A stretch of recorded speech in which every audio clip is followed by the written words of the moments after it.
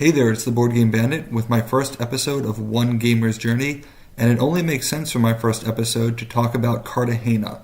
Cartagena was the first game I played after Settlers of Catan, which was my introduction into modern board gaming. Cartagena is an older game. It originally came out in 2000 and has been published by a number of companies. The edition I have is published by Rio Grande Games, and it's not even their most recent publishing. In fact, there was recently a second edition that was released in 2017, so it's good to see that the game is finally getting some attention after all this time. Cartagena is a game for 2 to 5 players that is a pirate racing game. Although the game can be viewed as being pretty themeless, that doesn't really matter to me, and it certainly didn't matter to me when I was learning about the industry and just trying to play whatever seemed interesting. I had first seen Cartagena played by other people before I actually had a chance to play it myself, and it looked interesting from the outside, but it's one of those games that you don't get an appreciation for until you actually play it. What struck me right away from Cartagena, without anyone having to explain it to me, was that the majority of moves that you make wind up making the state of the game better for your opponent in addition to helping yourself. This was a game where you had to move very carefully because you could advance your pirates only to enable your opponents to advance themselves immediately after at a much greater distance. As a racing game, Cartagena is played over 6 tiles. Each tile has 6 different symbols that will match the deck of cards that will form your hand and be used to play the game. On your turn, you have 3 actions. You must take at least one of them, but you do not have to take all 3, and I'll get to that a little bit later. You can do 2 different things with your actions. First, you can play a card. By playing a card, you play it face up, reveal the symbol on the card, and then move any one of your pirates to the next open spot on the board matching that symbol. It could be a pirate that hasn't been moved yet at all. It could be a pirate that has already been moved and is advancing further on the board. So you go to the immediate next open space relative to that pirate. The second thing you can do is fall back, and this is the only way to get additional cards. When you select a pirate to fall back, that pirate will move backwards to the nearest space that has 1 or 2 pirates, passing through any spaces that already have 3 pirates, because there can never be more than 2 pirates on a given space. Depending on how many pirates there were there before you move, you'll draw either 1 or 2 cards, 1 if there was 1 pirate, 2 if there were 2 pirates. So it's very good to try and fall back to a space that has 2, because that's how you gain more cards for a single action. However, you fall back to get a card. What happens if you fall back and you create a space with 2 pirates that the next player can then fall back and get 2 cards with 1 action, whereas you only got 1 card for your action.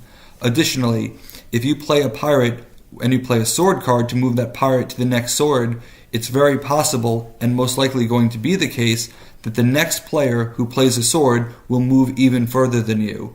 I originally thought this game as Leapfrog, but a couple of years later, someone adequately described it as Gamer Candyland, and that's actually what it is. It's Candyland with actual decisions.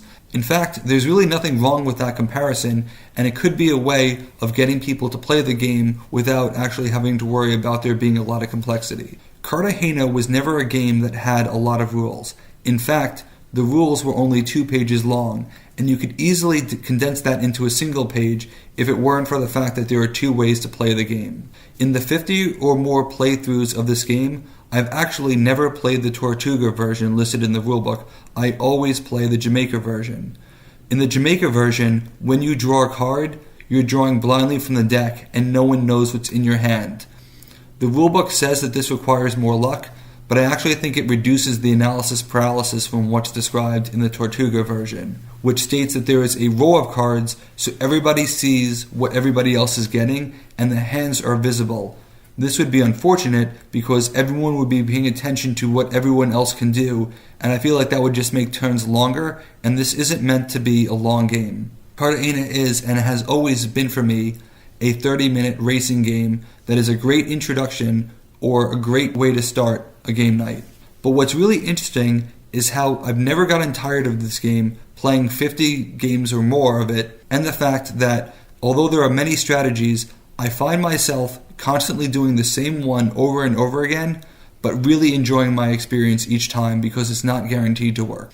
Personally, I prefer to play where I hoard cards as much as possible and then I try and make a big mad dash at the end. This is very risky and requires you to have the precise number of cards. You may end up drawing cards that you never actually use. You may miss your opportunities to actually use them in the most effective manner. But as I said before, almost every move is going to be better for your opponent than it is for yourself, so I don't worry about making those moves, I just worry about collecting cards. I let them do the work for me, and hopefully I can play cards at the appropriate time and have just the right amount to get to the boat. You win the game by being the first person to have all 6 of your pirates in the boat. And one of the most astonishing things about Cartagena, which is particularly true in racing games, is that players seem to be really invested in finding out who gets second place. In most games, you only care about the winner, and in a racing game like this where you win on your turn, there's only going to be one winner. But in about half of the playthroughs of this game, people are so invested in the outcome that they want to finish it to see who gets second, who gets third. They want to know if things had gone a little differently, would they be the one winning instead? And I think that's a great sign about a game. It means that people enjoy the overall experience and not just the outcome. They want it to continue more. This is a great game where you could easily reset the board within a minute and start playing again. That's why I don't consider this to be a filler game. It lends itself to being played more than once in succession. I've had a lot of success teaching this game because it's so simple. It was something that I liked right away, and it was the first purchase that I made. Because of its small footprint, I've been able to bring this box everywhere I go. And for the longest time, it was one of my go-to games. It was always in my bag, barely taking up space. And even this day, 200 games later, I still bring it out routinely, and a lot of my friends have played it and enjoyed it. So how have other people appreciated this game? Well, I mentioned a little bit earlier that you must take 1 to 3 moves, but you don't necessarily have to take all 3. Why wouldn't you do that in an action point allowance game? Why wouldn't you use the maximum amount of moves that are available to you? That's where my friend Adam comes in. I could remember distinctly playing one game where he and I were neck and neck. It was extremely close, and depending on the moves that he made, I was going to win on my next turn. I just needed him to inch close enough, and then I'll be able to utilize that and win. Well, Adam recognized this as well, and he decided to only use 2 of his moves, leaving the other 1 discarded. I was surprised by this. This is the first time I had ever seen that happen. I knew that it was in the rules, and as it turns out, I didn't have the cards needed in order to win the game. He did not have the actions needed to win the game on that turn, but by resetting the clock and keeping me from winning on my next turn, he was able to win instead, and he stole first place from me. I began to describe this effect as the Mazzola exception, naming it after him, and he began to use it more and more. However, I was able to start anticipating it and knowing when to actually hold it to make sure that I don't actually make the situation better for him. A lot of times there are obscure rules in the game that don't make sense. There are things that you might gloss over because there are never actually situations where they make sense. And this, on the surface, is one of them, that you don't have to use all of your moves. But Cartagena actually does present several scenarios where it is disadvantageous to do that final move. One of the reasons why it's so easy to bring this game and help people have a good experience is that there's a very clear first player disadvantage because of the fact that every move is better for your opponent. Therefore, the person who goes first is going to have a really terrible turn because they are either going to fall back and set up a situation where someone can now fall back for 2 cards, or just spread their pirates thin and allow other people to get further for the same amount of actions. This might be an instance where you just do 1 or 2 moves and hold on to your cards because you're not going to get much value for the cards. And cards are a commodity. One of the best things you can do is draw cards as frequently as possible while moving back as little as possible. When you have to move your pirate back 4 or 5 spaces, that's a pretty hefty cost to draw a card, since one card may only move you 2 or 3 spaces depending on how the board is laid out. You have to manage your hand very carefully. I teach this game a lot, and I will often be honest with people when they make a move that if you were to rearrange the order of actions, they get a much better result.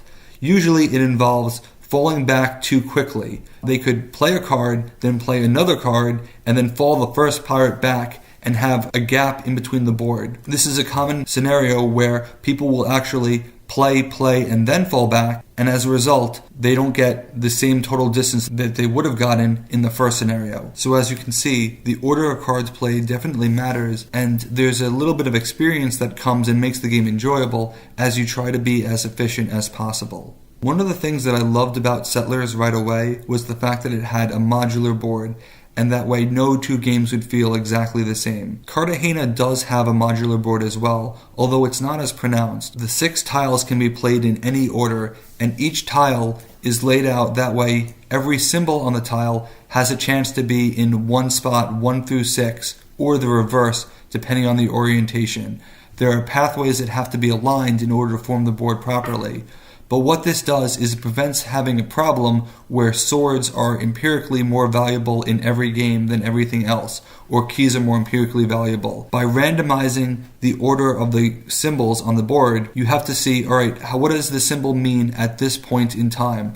A sword may not be very valuable in the beginning, but it may be very valuable at the end. There will be certain symbols that will be very valuable in the mid-game because you may look at the start of one tile that symbol is represented, and it's not represented again until the end of another. That might mean that playing the symbol in that area will jump your pirates 10 spaces or more.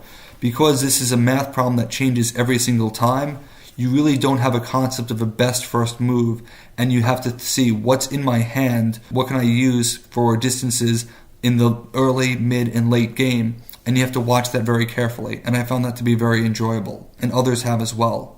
This particularly matters when you're thinking about how to get your pirates onto the boat at the end. To get onto the boat, all you have to do is play a card that has a symbol that isn't represented on the board representative to that pirate. If you're not careful, it is very easy to set up a situation for another player where they can move a pirate from off the map all the way to the boat in a single card because all the other spaces are occupied. And that's really why I like the Jamaica version so much. You don't know what other people have, so it's very risky and you could be setting up a move, but at the same time, you kind of have to risk it. You may find out that it's actually worth the risk because they don't have the cards. And I think that push your luck element of hoping that they don't have the cards that you're setting up a massive combo for is going to be very entertaining, particularly when you're on the receiving end of someone else's mistake. That's very enjoyable and very efficient. As I mentioned in the beginning, there is now a second edition of the game. There's actually previously been a game called Cartagena 2, which is similar but actually a different game with a little bit of different rules. In fact, it's been published many times. I think one of them only had 2 actions per move, but the second edition is a consolidation of the first and second games into a single box. This is one of the rare opportunities where I think I may consider getting the second edition. Normally, if I have a game, I'm more likely to keep the one that I already have, and I don't want to get rid of it only to get something much more modern. It doesn't really seem like good value and a good use of money. But in Cartagena's case, I like the fact that there is a second game that you could put on to the end, which plays completely differently, and instead of falling back to get cards, you push other people forward. This would change things a lot, and it would make hoarding cards until the end much more valuable. At the same time, if you were to just go out really far, people would be pushing you further in order to get cards. One of the great things about the second edition, from what I've read, is that you can play the game in any format that you'd like. Because it's divided into separate modules, you can pick and choose the aspects that you enjoy and include that in the game without worrying about having to include the others. You can make it a longer game, stretching the board instead of 6 tiles to as many as 8 so that you could have a deeper race, and that certainly seems appealing. You could also add a second half where you will move people forward instead of falling pirates back. So you'll be moving your opponents closer in order to get cards, and that can really change up the game. One module I don't think I would enjoy would be the fact that they assign special powers to each of the cards, giving them an ability that they could do instead of treating all cards equally and only having value based on what spaces on the board they were going to move you to. Then again, I don't have to actually use that module, and that makes it even more appealing for the second edition. I need to look at the box size, but it may be time for an upgrade. This is one of the few cases where I would actually consider getting the second edition, and I'd be really excited to see if any of my friends got it, because then I get to try it. Since I've had this game for a long time, it's been one that I played a lot with people when I originally lived in New York, and when I talk to them about gaming, inevitably this game comes up a lot. They remember it as the pirate racing game, other people will remember it as Cartagena, but regardless, they remember the experiences that they had, and I really enjoy that. I think any time a game is memorable, and it doesn't matter if they remember the name or not, they just remember the experience, because usually when I teach games to people, they're constantly learning a new game every time, and that will generate fatigue. So anytime a game is recollected, that's a good sign, and Cartagena definitely has that aspect going for it. As I try to complete my goal of introducing 10 older games to new people that I meet, Cartagena is going to be one that I'm going to try to bring out as often as possible. I've already done it once this year and people seem to enjoy it because it is what it is. It's a light racing game that offers a lot of depth and strategy with very little rules, and a game like that always has room on my shelf and in my bag. If you haven't had the chance to play Cartagena, I definitely recommend that you go and check it out. I'll be happy to teach it to you, so if you can't find it, feel free to request it. In 30 minutes, you'll have a chance to experience a great game, one that feels timeless even though it's been around for at least 18 years. Thanks for listening. I'm the Board Game Bandit, and our game has just begun.